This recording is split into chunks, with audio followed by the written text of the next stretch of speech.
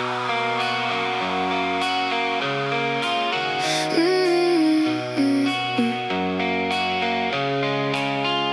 found your name between my errands,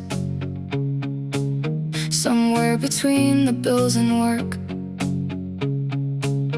Like you'd slipped into my thinking, without permission, without words.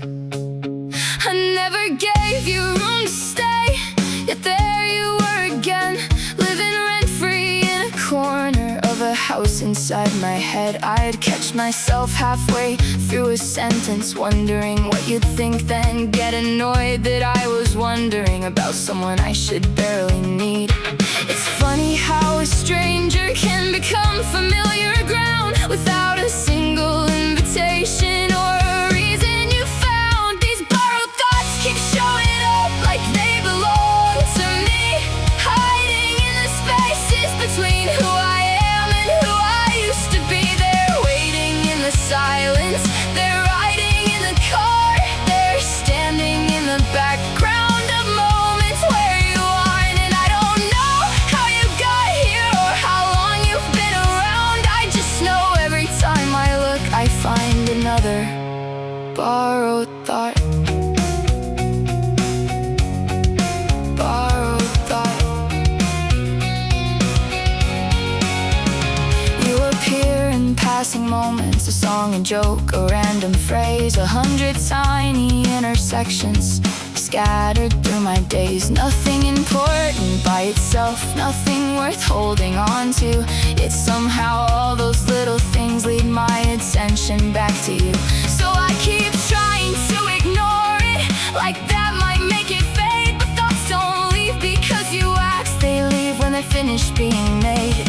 And every time I think I've lost you to the noise of everyday life, I hear something, see something, and there you are again tonight. These borrowed thoughts keep showing up like echoes in a room, arriving without warning and lingering too long to move. They're tucked inside old habits, they're hiding in routines, turning ordinary moments into something in between. And I don't know how you got here or what any of this amounts to. I just know I've spent too much time trying not to think about you.